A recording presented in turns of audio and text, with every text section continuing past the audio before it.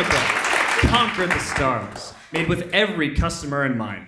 I'm Michael Traynor, co-creator of Atomica, a board game I've been making with my friend Jeremy for more than a year and a half.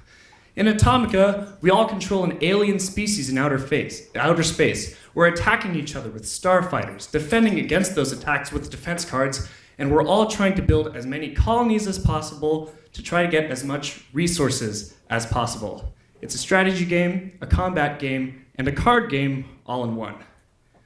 Now, combat, move, build, and buy. These are the 4 options during your turn in Atomica, but these also serve to outline our business model.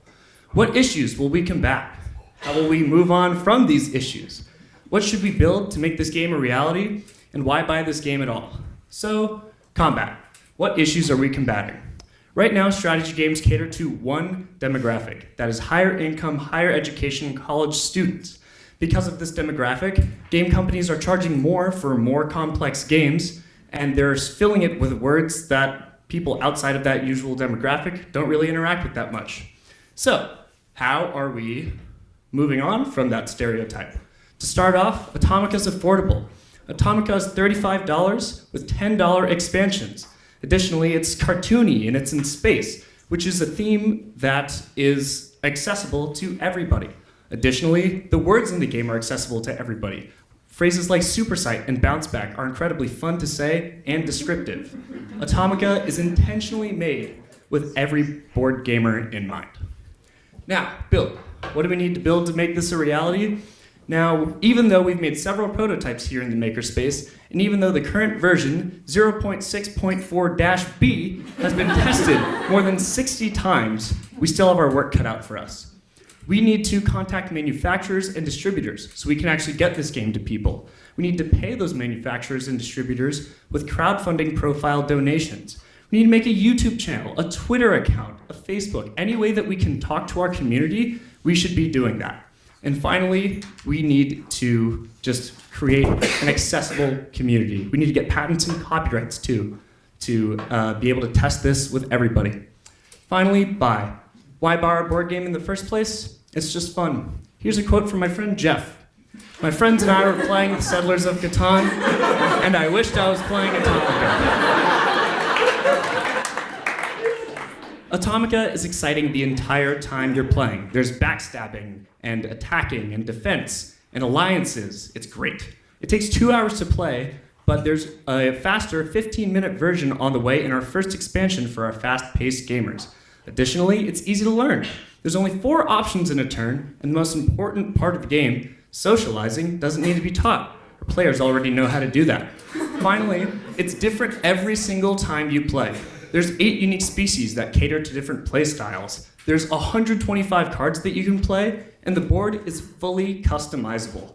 So why buy Atomica? It's affordable, it's easy to play, it's fun, and it's made with you in mind. Thank you.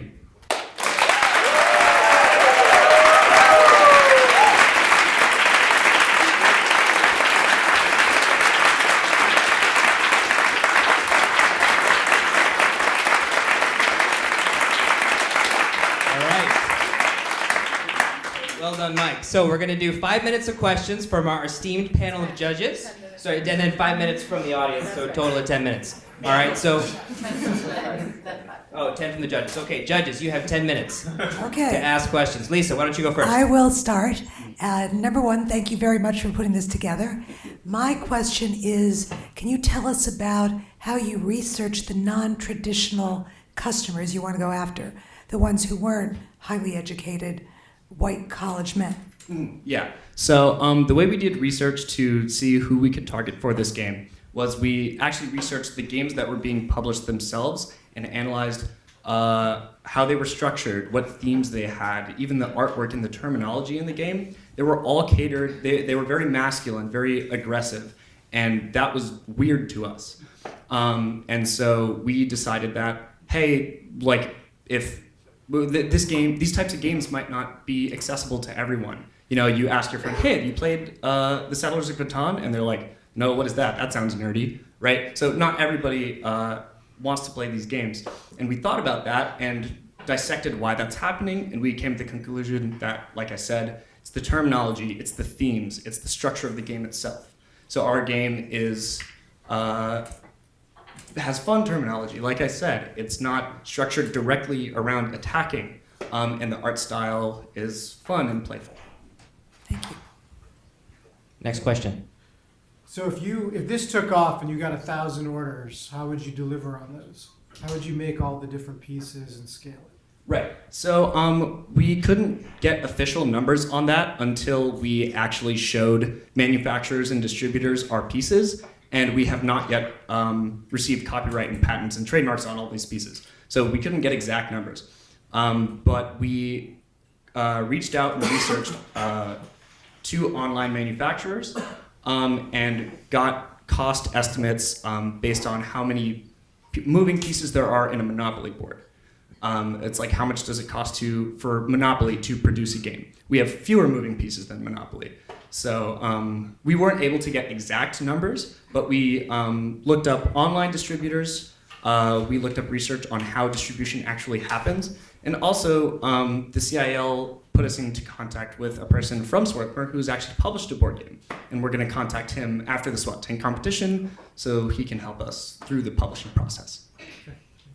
I was curious that you used words like backstabbing, competitive, colonial, and that you had one photograph up there that was of 3 young men. And I'm wondering, if you were doing marketing, what you would lift up that makes this so different from so many of the games that are out there that also use this kind of terminology, and whether you've thought about other kinds of photographs or commercials that would be more diverse. Yeah. So I did think about that during the presentation, and a part of it was balancing, okay, which words should I use that actually reflect the game? Because a lot of the words I used, like colonizing, that's a pretty abrasive word. That's not quite how it feels in the game. But I had to choose words that are relatable to people who have played board games before. But I agree, the words are more aggressive than the game shows. Also, in the pictures I selected, those aren't. I've played this game with 30 people, most of them back home. Most of my friends back home are not white, and they're not straight, and they're not. They don't go to super prestigious colleges.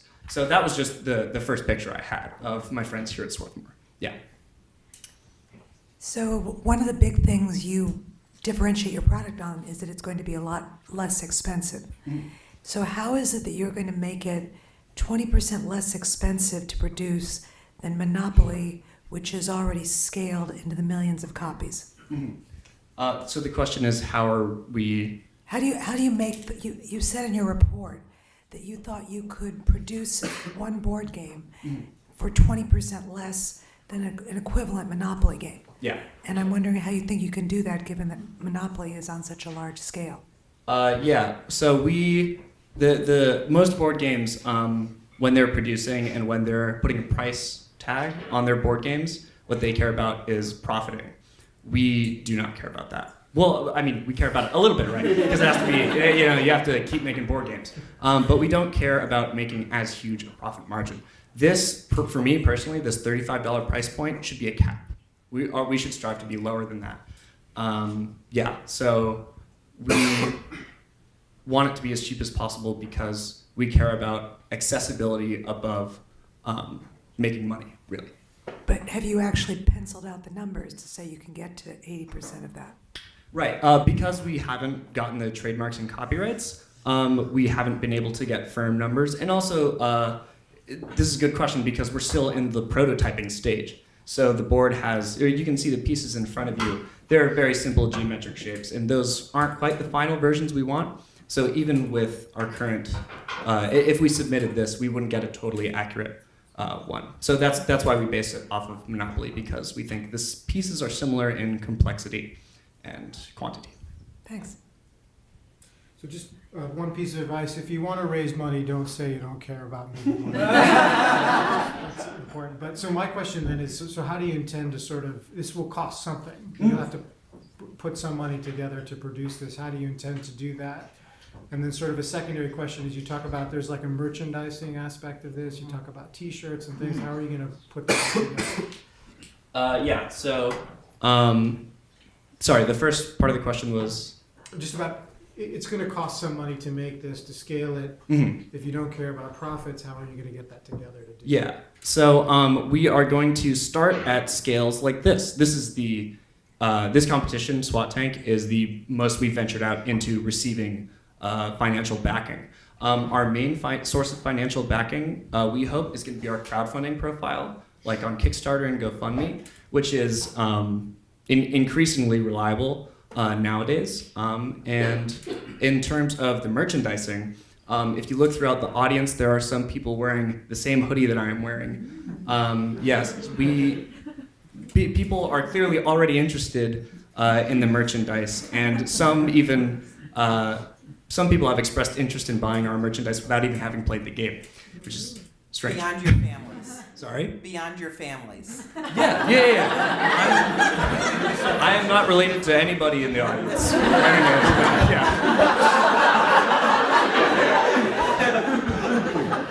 But so people have already shown interest in at least the merchandising, and we'd hope that we can make a professional-looking crowdfunding campaign that would receive backing.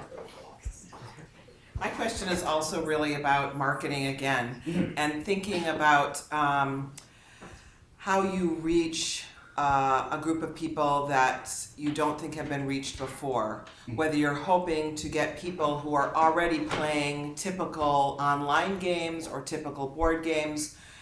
What are the spaces that you're planning to do the advertising in, and how do you expect to get people's attention that this really is different?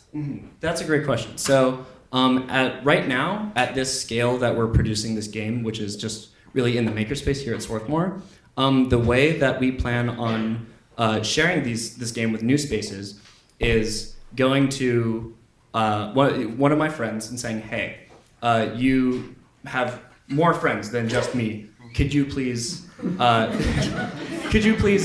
the game with your group, and then report back to me, hey, maybe the terminology that we chose isn't as accessible as we thought. Maybe the structure of the game isn't as accessible as we thought. So at this scale, right now what we want to do is give it to people we know and trust and who can analyze, and they would report back to us saying, hey, this worked, this didn't work. And on a grander scale, we'd have to reevaluate just letting our friends play the game with their friends. Okay, some tough questions and some good answers. So well done, Mike. We're now going to shift. Give a round of applause for Mike. We're going to take a couple questions from the audience, but maybe those of you who are wearing the sweatshirts want to stand up and show them off? Oh, yeah. Audience, you too could be the proud owner of a sweatshirt for how much?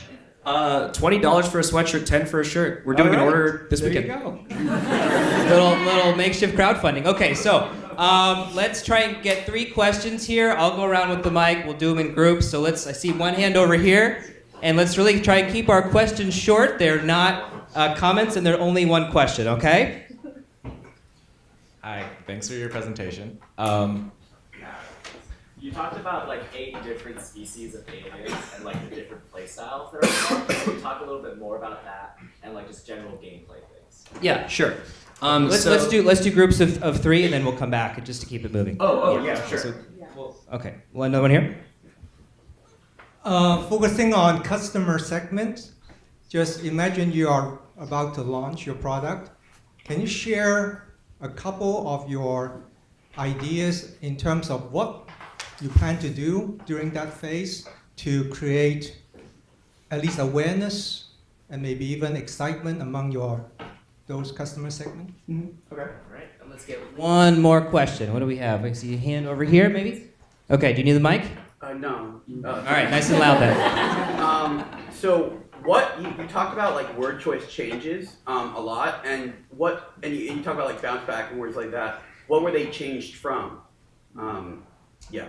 Okay, good question. You got it. So gameplay, customer segmentation, and then some word choice. Yeah, okay. So in terms of gameplay, you can see these random designs on the BMC. These are actually the flags of some of the species in the game. You see there are 9. That's because one of them is from the first expansion, that one up there. So I categorized the species in the game in terms of strength, movement, and how smart that species would be. So there are some species that cater to a playstyle more like, in the game community, it's called tanky. So you want to be able to absorb a lot of damage, but also give out a lot of damage. These people are more aggressive when they play board games. This is more catering to the audience who wants to attack. We also have the smart species. So they have little abilities that act as tricks. So if someone like these attackers are attacking you, you can bob and weave around them. Or you can use the cards in the game more strategically than other people. Also, there are the movement species, who they are mainly avoiding the attacking, but they also have abilities that the other two species don't really have. Like, if you're standing in a certain spot, you get triple the amount of movement that other species have. And so that can give more board control. And the movement species have more miscellaneous abilities. The question about the customer segments. The question was, how are we going to get people excited and engaged with the mission? Okay. Like I said, at this stage, we're going to be going to maybe board game shops or our friends, and they're going to be spreading it around. And they're going to say at the beginning of the game, okay, look, this is a game that my friend made, but the intention is to make this game available to everybody. We want people who don't normally play these games to have access to this game. And so they're going to be thinking about that while they're playing the game. And hopefully at first they'd be like, oh, okay, this is great. I'd like to try out this new game. I'm not really used to engaging with stuff like this. And they think about that while they're playing, and they say, oh, they missed. They didn't do the right thing. They talked about these words that are accessible to me. They're not accessible to me. And so they're excited, but they are giving real feedback. And so far, everybody who's ever played the game, and anybody who will continue to play the game until the 1.0 version, hypothetically, will be included in the game. The instruction manual has a thank you section listed with all the players who have played. And so they'll get engaged because they'll really feel like they're contributing to the game. I change the game very frequently if someone's like, hey, I don't like this. It's like, tell me why. If I agree, if I think it's a good idea, I'll put it in. Even if I don't, I'll say, okay, let's try it. Let's test it out. That's why it's model 0.6.4-B, because it's not finished. It's not just Atomica. And so what are we changing about the language? So the most strange sounding and the least accessible thing in the game are the species names. You have things like the Ithauticans, the Thistle, the Cyberus. These are all really, to be honest, nerdy sounding things. But these are the only parts in the game that are sound like that and make players think that. The point of the species being named that way is because we want people to be immersed and feel like these are real species that exist. But for the cards, a lot of the terms that we used initially when we made the game, because we hadn't thought about changing the terminology right when we were making it, they were all traditional bomb, shoot people, they weren't that explicit, right? But the words were very aggressive.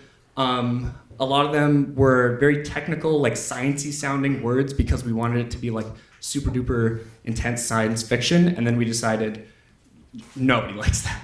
So it's changed from more technical, serious board game sounding words to fun to say and also descriptive and also just kind of campy. Yeah. All right. Thank you so much, Mike. Give another round of applause.